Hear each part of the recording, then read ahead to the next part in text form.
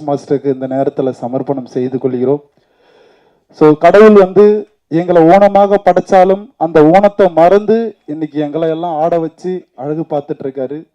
முடங்கி கிடந்த எங்களுக்கு முயற்சியும் தன்னம்பிக்கையும் கொடுத்து எங்களது மாற்றுத்திறனாளிகள் வாழ்வில் ஒளியேற்றிய எங்களது மனித தெய்வம் ராகவா லாரன்ஸ் மாஸ்டருக்கு இந்த நேரத்தில் நன்றியை தெரிவித்து கொண்டு, ஸோ பார்த்தீங்கன்னா எங்களை வந்து கடவுள் ஊனமாக படைச்சாலும் இன்னைக்கு எங்கள் தாய் தந்தை வந்து எங்களுக்கு அந்த அரவணைப்பு அன்பு இல்லாமலும் எங்களுக்குன்னு அறக்கட்டளையை லாரன்ஸ் மாஸ்டர் அவர்கள் உருவாக்கி எங்களை எல்லாம் அதில் படிக்க வைத்து எங்களுக்கும் நடன திறமையும் நடிப்பு திறமையும் உருவாக்கி இந்த திறமையை உலகத்துக்கு காட்டிட்டு இருக்காரு. ஸோ இது மூலயமா நாங்கள் இன்னைக்கு எங்களுடைய வாழ்வாதாரத்தில் இன்னைக்கு நாங்கள் ஒரு பங்கு முன்னெடுத்து நாங்கள் போயிட்டு இருக்கோம். ஸோ இப்போ எல்லா படத்துலையும் எங்கள் லாரன்ஸ் மாஸ்டர் கூட எல்லா மேடை நிகழ்ச்சியிலையும் பார்த்துருப்பீங்க. எங்களுக்கு ஒரு வாய்ப்பு கொடுப்பாரு, அதில் நாங்கள் ஆடி எங்கள் திறமையை காட்டுவோம். ஸோ இது மூலயமா எங்களுக்கு நிறைய மேடை நிகழ்ச்சிகள்லாம் கிடைச்சி எங்களுக்கு ஒரு உதவியாக இருக்குது. ஸோ இப்போ கூட வந்து பார்த்தீங்கன்னா ஒரு 2 டேஸுக்கு முன்னாடி எங்கள் மாஸ்டர் அவர்கள் வந்து இந்த மல்லர் கம்பத்தை பற்றி ஒரு வீடியோ ஒன்று அப்லோட் பண்ணியிருந்தார். ஸோ அந்த அப்லோட் பண்ண அந்த வீடியோ உடனே மக்கள்கிட்ட ரீச் ஆகி உடனே அவ்வளோ ஃபோன் கால்ஸ் வந்து எங்களுக்கு மல்லர் கம்பம் நிகழ்ச்சி மட்டுமே இப்போ 3 நிகழ்ச்சி புக்கிங் ஆகியிருக்குங்க. இதுக்கெல்லாம் காரணம் எங்களது மனித தெய்வம் ராகவா லாரன்ஸ் மாஸ்டருக்கு இந்த நேரத்தில் நன்றியை தெரிவித்து கொண்டு, மாஸ்டர் ப்ளீஸ் ஸ்டேஜுக்கு. பேச வார்த்தை இல்லை. எங்கள் உண்மையாலுமே இன்னும் நாங்கள் நிறைய ஜெயிப்போம், சாதிப்போம். தயவு செய்து எங்கள் மாஸ்டர் வந்து சொல்லியிருப்பாரு, நீங்கள் எவ்வளோ நிகழ்ச்சிகள் நடத்துறீங்க, எவ்வளோ சுப நிகழ்ச்சிகள், மேடை நிகழ்ச்சிகள், அரசியல் நிகழ்ச்சி, அதில் வந்து எங்கள் மாற்றுத்திறனாளி பசங்களுக்கு ஒரு வாய்ப்பு கொடுங்க, அந்த வருமானம் அவங்களுடைய குடும்பத்தை உயர்த்தும்னு சொல்லியிருக்காரு. கண்டிப்பாக எங்களுக்கு ஒரு வாய்ப்பு கொடுங்க. நீங்கள் கொடுக்குற அந்த வாய்ப்பு வருமானத்தில் கிடைக்கிறத வச்சு தான் இன்னைக்கு எங்கள் மாற்றுத்திறனாளிகள் குடும்பம்லாம் நாங்கள் வாழ்ந்துட்டு இருக்கோம்.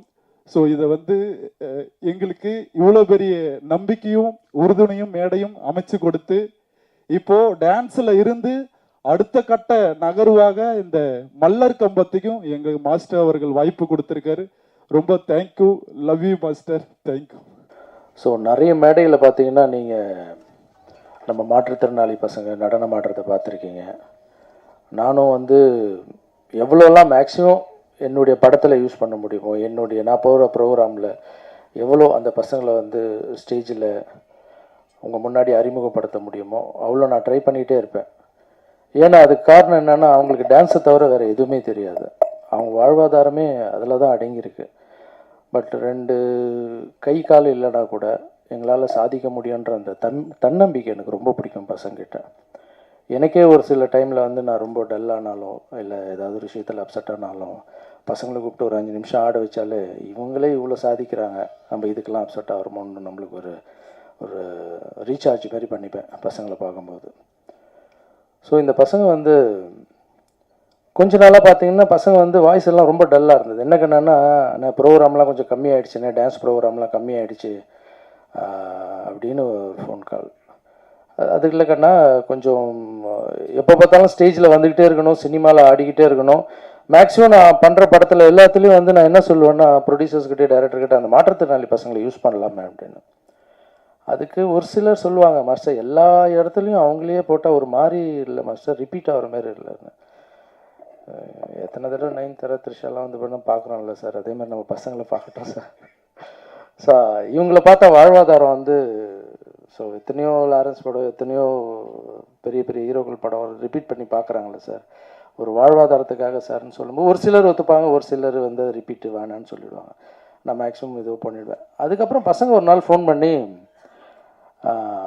மாஸ்டர் இது மல்லர் கம்பன் இருக்குது, அப்படி ஒரு வித்தை இருக்குது, நாங்கள் கற்றுக்கிட்டு, ஏன்னா டான்ஸ் என்ன தானே ஒரே மாதிரி இருக்குது, இது நான் கற்றுக்கிட்டு பண்ணட்டுமா அப்படின்னு. அது என்னன்னு நான் ஃபஸ்ட்டு தெரிஞ்சுக்கிட்டேன். டான்ஸுன்றது கீழே ஆடுறது, அது வந்து கொஞ்சம் பேலன்சிங் மிஸ் ஆனாலும் நம்ம பரவாயில்ல அட்ஜஸ்ட் பண்ணிக்கலாம். ஆனால் இந்த மல்லர் கம்பன்றது ஒரு கம்பில் 2 கை 2 கால் இருக்கிறவங்களே மேலே ஏறி ஆடுறதுன்றது, பேலன்சிங் பண்ணுறதுன்றது அவ்வளோ கஷ்டம்.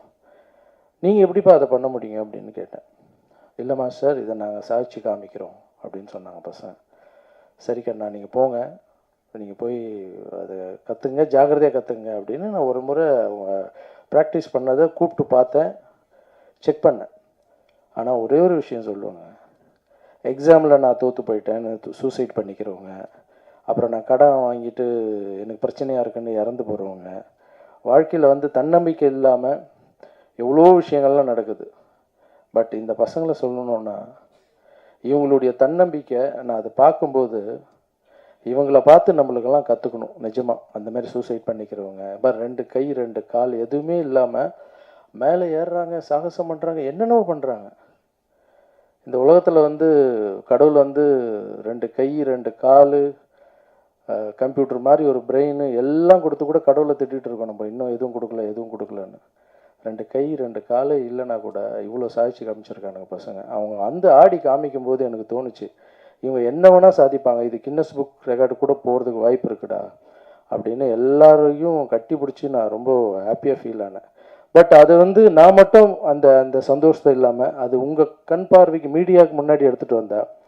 இந்த ப்ரெஸ் மீட்டுக்கு காரணமே என்னென்னா, இந்த பசங்களுக்கு நிறைய ப்ரோக்ராம் கிடைக்கணும், இவ்வளோ கஷ்டப்படுறாங்க. ஸோ உங்கள் வீட்டில் கல்யாண நிகழ்ச்சிகள் நடக்கலாம், இல்லை காலேஜ் ஃபங்க்ஷன் நடக்கலாம், இல்லைனா வந்து அரசியல் நிகழ்ச்சிகள் நடக்கலாம், இல்லைனா கோவில் ஃபங்க்ஷன்ஸு, எவ்வளோ கலை நிகழ்ச்சிகள் நடக்கலாம். அதில் எங்கள் பசங்களுக்கு ஒரு வாய்ப்பு கொடுங்க. நீங்கள் அப்படி ஒரு வாய்ப்பு கொடுத்தீங்கன்னா எந்த ஃபங்க்ஷன்லாம் நடக்குதோ அவங்களுக்கெல்லாம் நான் ஒரு வாழ்த்து சொல்லி என்னுடைய வீடியோ அனுப்புகிறேன். ஏன்னா அதுதான் அவங்க வாடகை கட்டணும், அதுதான் அவங்க லைஃப்பை பார்த்துக்கணும். இது மட்டும் இல்லாமல் தமிழ்நாடு ஃபுல்லாக நான் எப்போல்லாம் ஃப்ரீயாக இருக்கணும் ஒரு மேடை ஒன்று ரெடி பண்ணி எங்கெல்லாம் வந்து இந்த கலையை எடுத்துகிட்டு போய், ஏன்னா இது வந்து இது பாரம்பரிய கலை, இது வந்து அழிஞ்சிடக்கூடாது. அதுவும் இந்த பசங்க பண்ணுறதுன்றது ரொம்ப பெரிய விஷயம். நான் எப்போல்லாம் ஃப்ரீயாக இருக்கணும் பசங்களை கூப்பிட்டு தமிழ்நாடு ஃபுல்லாக ஒரு ஷோ பண்ணலான்னு பிளான் பண்ணியிருக்கேன். ஸோ இது மட்டும் பத்தாது, இந்த நிகழ்ச்சியை வந்து நீங்கள் மீடியா ஆட்கள் எடுத்துகிட்டு போய் எவ்வளோ சேர்க்குறீங்களோ அவங்களுக்கு ப்ரோக்ராம் கிடைக்கும். ஒரு பையனுக்கு வந்து நீங்கள் நம்ப மாட்டீங்க கண்ணா, நீங்கள் பார்க்கணும்,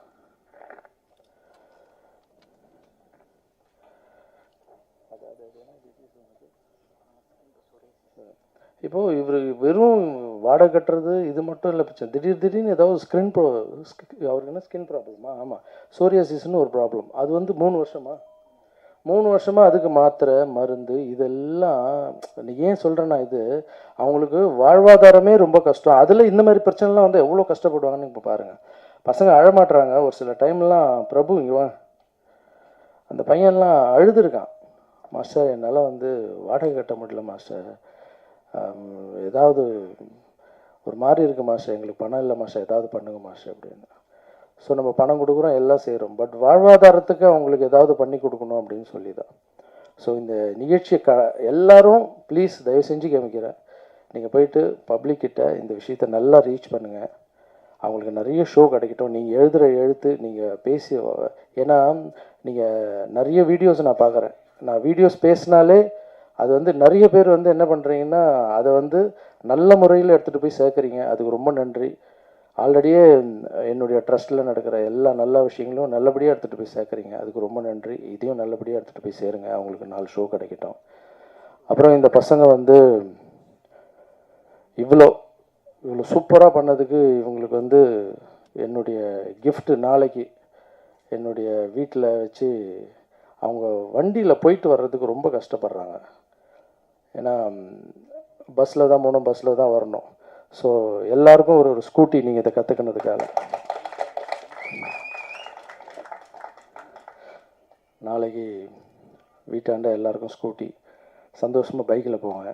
ஓகே, இது மட்டும் இல்லை, மாற்றுத்திறனாளிக்காக ஒரு படம் ஒன்று பண்ண போகிறேன் நான். அந்த படத்தில் அவங்களும் நடிக்க போகிறாங்க, நானும் மாற்றுத்திறனாளியாக ஒரு படம் நடிக்கிறேன். அந்த படத்தில் வர பணத்தை எங்கள் எல்லா பசங்களுக்கும் எல்லாருக்கும் வீடு கட்டி கொடுக்கப்படும். இனிமேல் நீங்கள் வீடு கட்டலை, இது எனக்கு வீடு இல்லை, வாடகை கேட்குறாங்க, இந்த பிரச்சனை அந்த பிரச்சனைலாம் தேவையில்லை. என்னுடைய சம்பளத்துலேருந்து உங்களுக்கு எல்லாருக்கும் வீடு. இங்கே நம்ம இடம் ஒன்று இருக்குது, அந்த இடத்துல ஃப்ளாட் கட்டிட்டு எல்லாருக்கும் double bedroom flat. Okay, so இந்த டைமில் இவங்களை வந்து நான் இந்த என்கரேஜ் பண்ணுறதில் நான் வந்து எனக்கு இவங்க சொன்னாங்க நான் வந்து இவங்களுக்கு தெய்வம் மாதிரின்னு. இல்லை, இவங்க தான் தெய்வம். நான் எப்பவும் சொல்லுவேன், யாரெல்லாம் கடவுள் வந்து கஷ்டத்தை கொடுத்துருக்காங்களோ அவங்களாம் தெய்வம் மாதிரி, அவங்க நம்ம காலில் விழக்கூடாது, நம்ம தான் அவங்க காலில் விழணும்னு சொல்லுவேன். ஸோ என்னால் முடிஞ்ச ஒரு முயற்சி. ஸோ நாளைக்கு வந்து ஸ்கூட்டி, இன்னும் இந்த படம் முடித்த உடனே நம்ம ஃப்ளாட்ஸ் கட்டிடலாம். ஸோ உங்கள் கஷ்டங்கள் பாதி தீரும். பட் அவங்களுக்கு என்ன தான் ஃப்ளாட்டு கொடுத்து என்ன தான் வண்டி கொடுத்தாலும் அந்த கைத்தட்டல் எல்லா ஊர்லேயுமே அவங்க உழைக்கும் போது இருக்கிற சந்தோஷம் வேறு. ஸோ இதை பார்த்துட்டு இருக்க எல்லாரும் மக்கள்கிட்ட எடுத்துகிட்டு போய் நல்லபடியாக சேருங்க. தேங்க்யூ ஸோ மச் இங்கே வந்ததுக்கு. இந்த மல்லர் கம்பை வந்து கற்றுக்கிறேன்னு சொன்னோடனே அந்த மல்லர் கம்பை மாஸ்டர் யாருன்னு கேட்டேன். அந்த மாஸ்டருக்கு இந்த இடத்துல நான் ஒரு வாழ்த்து தெரிவிச்சுக்கிறேன். இவர் தான் வந்து ஆதித்யன். நீங்களே ரெண்டு வார்த்தை பேசுங்க ப்ளீஸ் பேசுங்க. அனைவருக்கும் வணக்கம். என்னுடைய பேர் மல்லன்ஜி ஆதித்தன். இவர் சரவணன் மாஸ்டர், அவர் மணிபாரதி. நாங்கள்லாம் விழுப்புரம் மாவட்டத்தை சேர்ந்தவங்க. இந்த கலை பார்த்திங்கன்னா நான் 5 வயசுலேருந்தே கற்றுட்ருக்கேன். என்னோடய மாஸ்டர் பார்த்திங்கன்னா உலகதுரை. அவர் தான் இந்த கலையோட தமிழ்நாட்டின் மல்லர் கம்ப தந்தைன்னு சொல்லுவாங்க. இந்த கலை பார்த்திங்கன்னா நம்ம பாரம்பரிய கலை. இந்த கலை பார்த்திங்கன்னா அந்த காலத்தில் வந்து ராஜா காலத்தில் வந்து மல்யுத்த போட்டி தான் ரொம்ப பிரசித்தி பெற்றிருந்தது. அந்த கலையை வந்து இப்போ ஒரு வீரனோ இன்னொரு வீரனோ மல்யுத்த போட்டி பண்ணும்போது பார்த்திங்கன்னா உடல் எழுப்பாவதோ அவங்க சாவறதோ இல்லை கைகள் உடையதோ அதிகமாக இருந்துச்சு. அந்த காலத்தில் வந்து இதை தவிர்க்க என்ன பண்ணாங்கன்னா, ஒரு வீரனும் இன்னொரு வீரனும் வந்து இப்போ மல்யுத்தம் பண்ணும்போது கைகள் உடைதுன்றதுக்காக ஒரு பாறையை வந்து மரம் மாதிரி உருவாக்கி அதில் இந்த பிடிகள்லாம் போட்டு தன்னோட மசில்ஸ்லாம் ஸ்ட்ரென்தன் பண்ணி அப்புறமா போருக்கோ இல்லை மல்யுத்த போட்டிக்கோ வந்து அவங்க பயிற்சி பண்ணி இது மூலிமா கொண்டு போனாங்க. நாளடைவில் வந்து ஆங்கிலேயர் உள்ளே வரும்போது இந்த கலை வந்து அழிஞ்ச பல தமிழ் கலையில் இந்த கலை ஒன்றும். இந்த கலையை வந்து மறுபடியும் மீட்டு எடுத்தவர் வந்து தான் இந்த உலகதுரை ஐயா. அவர் தான் மீட்டு எடுத்தார். அவருக்கு அப்புறம் பார்த்தீங்கன்னா எங்களோட கோச்சஸ் வந்து ஜனா, கணேஷ், ராமச்சந்திரன் அவங்க வந்து இந்த தமிழ்நாட்டு ஃபுல்லாக பரவி இந்த கலை வந்து இன்றைக்கி சர்வதேச அளவில் போட்டி நடந்து இந்த தமிழ்நாடு வந்து இன்றைக்கி வந்து பார்த்திங்கன்னா கோல்டு மெடல் அடிக்கிற அளவுக்கு இந்த கலை வளர்ந்துருக்கு. இந்த கலையை வந்து நிறையா தமிழுக்கு தெரியல. இப்போ வந்து இது நம்ம தமிழுடைய பாரம்பரிய கலை, ஆனால் நம்ம தமிழுக்கு நிறைய பேருக்கு தெரியல. இதை வந்து நாங்கள் வந்து ப்ரொமோட் பண்ணணும், தமிழுக்கு இதை நான் கொண்டு போகணுன்னு அந்த ஒரு ஐடியாவில் தான் நாங்கள் வந்து இவங்களை பிரபு வந்து நான் சொல்லியிருந்தேன் இந்த மாதிரி இந்த கலை வந்து கற்றுங்கன்னு. அவங்க வந்து சார்கிட்ட கேட்டு சாரோட பர்மிஷனோடு வந்தாங்க. வரும்போது ரொம்ப தயங்கினாங்க, எப்படி இதை நீங்கள் இப்போ எப்படி மாஸ்டர் சொல்லித்தர போகிறீங்க அப்படின்னு. நான் வந்து இப்போ ஒருத்தர் கை இல்லைனா ஒரு கை இல்லாமல் எப்படி செய்கிறது, கால் இல்லைனா காலை கட்டிக்கிட்டு எப்படி செய்யுது அப்படி செஞ்சு காமிச்சேன். அவங்க ஒரு மோட்டிவாக எடுத்துகிட்டு இதை பண்ணி ஜஸ்ட் சொல்ல போனால் ஒரு 10 டேஸில் ஒரு டெமான்ஸ்ட்ரேஷன் பண்ணுற அளவுக்கு ரெடி ஆனாங்க. இப்போ பார்த்தீங்கன்னா அவங்க இது ஒரு உலக சாதனை பண்ணுற அளவுக்கு இவங்க ரெடியாக இருக்காங்க. இதுக்கெல்லாம் பார்த்தீங்கன்னா மாஸ்டர் தான் காரணம். அவரோட தன்னம்பிக்கை ஸ்பீச்சும் அதுதான் காரணம். இந்த கலையை வந்து இதை அழியாமல் நல்லா கொண்டுட்டு போனோம். அதுக்கு வந்து சாரோட ஒத்துழைப்பு வந்து எங்களுக்கு கண்டிப்பாக தேவை. ரொம்ப நன்றி மாஸ்டர்.